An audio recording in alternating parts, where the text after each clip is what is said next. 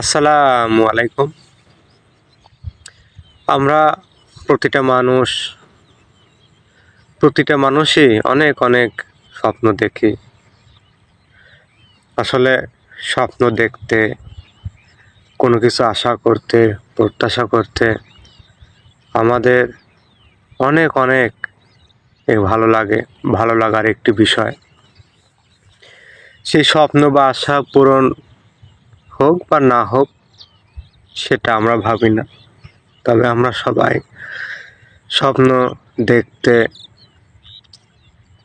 স্বপ্ন আশা দেখতে অনেক অনেক ভালোবাসি, খুবই ভালো লাগে। তবে এই আশা, এই স্বপ্ন একা একা আসলে পূরণ করা খুবই কষ্টসাধ্য।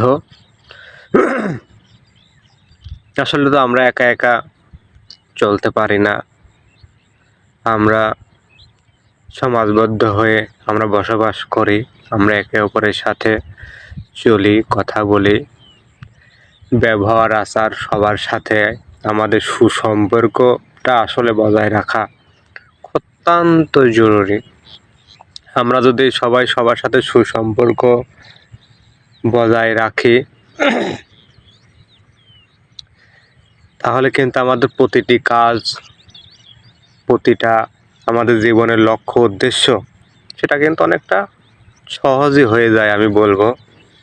সেজন্য আমরা যতদূর সম্ভব, আমি আবারও বলি, যতদূর সম্ভব আমরা সবার সাথে সুসম্পর্কটা বজায় রাখার চেষ্টা করব।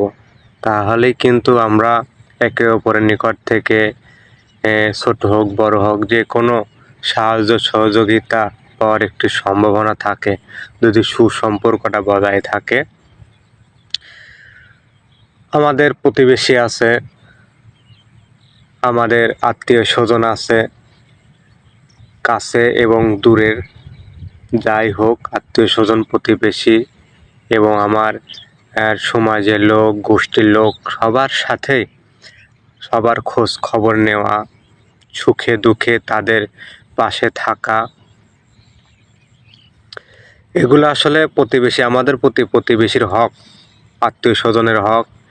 একটি হাদিসে আছে যে আত্মীয়তার সম্পর্ক ছিন্নকারী কখনো জান্নাতে প্রবেশ করতে পারবে না। সেজন্য আমরা আমাদের প্রতি যাদের হকগুলো রয়েছে সেই হকগুলো অবশ্যই আমরা পূরণ করব, সুসম্পর্ক বজায় রাখবো। তাহলে ইনশাল্লাহ আমাদের যে স্বপ্নগুলো রয়েছে ইনশাল্লাহ পূরণ হয়ে যাবে, আল্লাহ তাআলা পূরণ করে দিবেন। আমার আজকের আলোচনার একটা মূল বিষয় সেটা হলো যে স্বপ্ন পূরণে সবার সাথে সুসম্পর্ক বজায় রাখা। আশা করি আপনাদের অনেক ভালো লাগলো, আমি বোঝাতে পেরেছি। আজকের মতো এই পর্যন্তই। খোদা হাফেজ।